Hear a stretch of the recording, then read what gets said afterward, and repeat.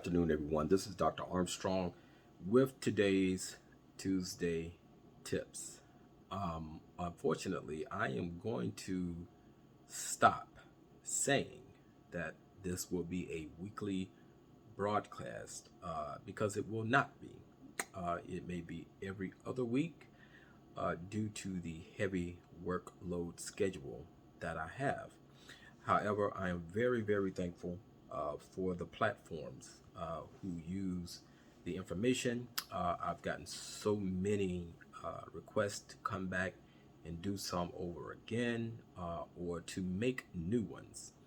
Therefore, this is the reason why I'm here this afternoon, and I'm cramping some time in to try to make this video and podcast. Since the beginning of the pandemic, when our nation went on lockdown 2.5 years ago, right now very close to 3, the country began to experience a major form of anxiety, and the anxiety that was floating all around the nation at the time went so deep and spread so wide, and many untruths about the virus, about the symptoms, about what to take, about how to whether to get vaccinated or to not get vaccinated, or even whether or not the virus itself was real. So many opinions went on throughout the nation that anxiety, panic, disbelief, many other psychological disturbances and emotional disturbances happened during that era. Well, we are now still in this pandemic, and now we see another element of an emotional disturbance that I am seeing a lot, and that is projection.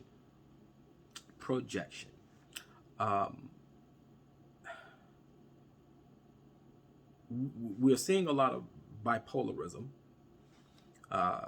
and now we're seeing we see the anxiety. We saw that is now coming down, and now we are seeing much more projection. Okay, now, so projection, if you will allow me to please direct my attention to my notes so that I can give you the correct information about what projection is.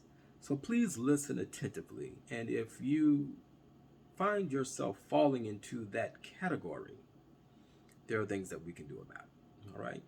Projection is a psychological behavior, okay, explored initially by a very well-known psychoanalyst, Sigmund Freud. It can occur when you are feeling something you might not be mentally ready to deal with. So you deflect that feeling onto someone else. Okay. There are 3 common types of projection. There is complementary projection, assuming that others already share your beliefs. There is complementary projection, all right, assuming others have the same level of ability as you do.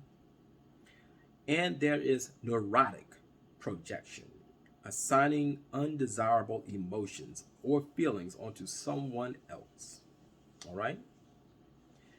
So, all in all, what does it mean to project onto someone? And believe it or not, this is done more often than not, and is happening more and more now.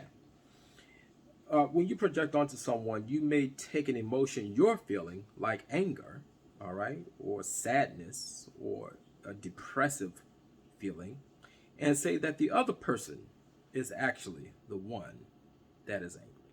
So it's a deflection off of you onto the person that you are trying to project upon. So you're taking your feelings and projecting them onto someone else. Okay.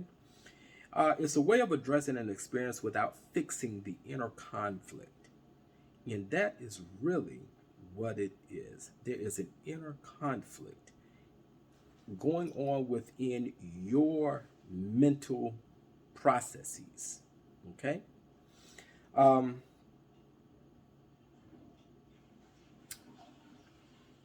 when you criticize another person in that critical, analytical, and even somewhat blatant, disrespectful manner is kind of hypocritical, is put onto another person, you begin to actually feel better. All right. So now we're diving into some other psychological imbalances that one may be feeling. Um, Here are some examples, and I want you to really listen to this. Here are some examples of psychological projection. And our subjects are what's being said and what projection is being given. Okay? So, what's said and the projected feeling. If I can do it, you can do it too. You may assume that everyone has your ability. Everyone does not have your ability. So that statement, if I can do it, you can do it too, that is a projection. Everyone does not have the same ability nor capabilities to do what you are able to do. I know they hate me. In reality, the person that you said that to is the person that you dislike altogether. Why are you so angry with me? You may be frustrated and irritable with someone else, or frustrated and irritable from your day. Okay.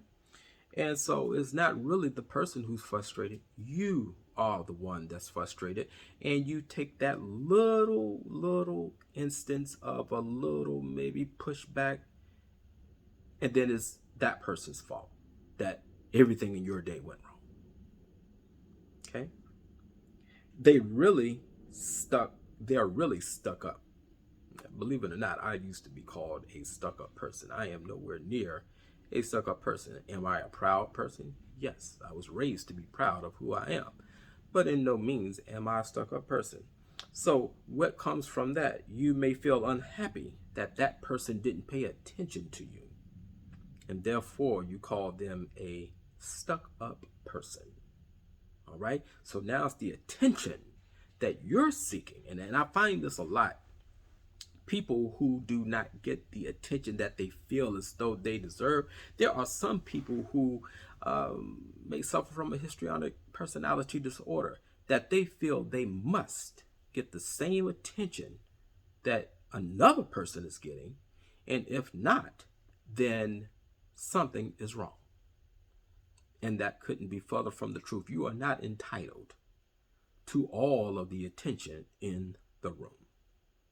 And you know what? And with histrionic personality disorder, they may even do something to bring about attention to themselves. Again, there is a disorder. All right. She wears way too much makeup, and what really is happening is you're uncomfortable with your own makeup skills. You're uncomfortable. Projection doesn't have to be spoken. Sometimes the things you do can be a form of projection. The rolling of the eyes, the smacking of the lips, the hunching of the shoulders, the outright ignoration. Okay? That can also be projection, and a lot of people do that. What are the signs? This is what we need. What are the signs, all right, that someone is projecting onto you? What can you look out for, okay?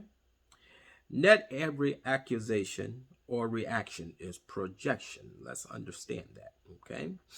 For example, someone may be accusing you of infidelity based on evidence of rumors, and not because they're secretly harboring their own thoughts of cheating. According to Freud, okay, feelings being projected are often jealousy, control, anger, and sexuality.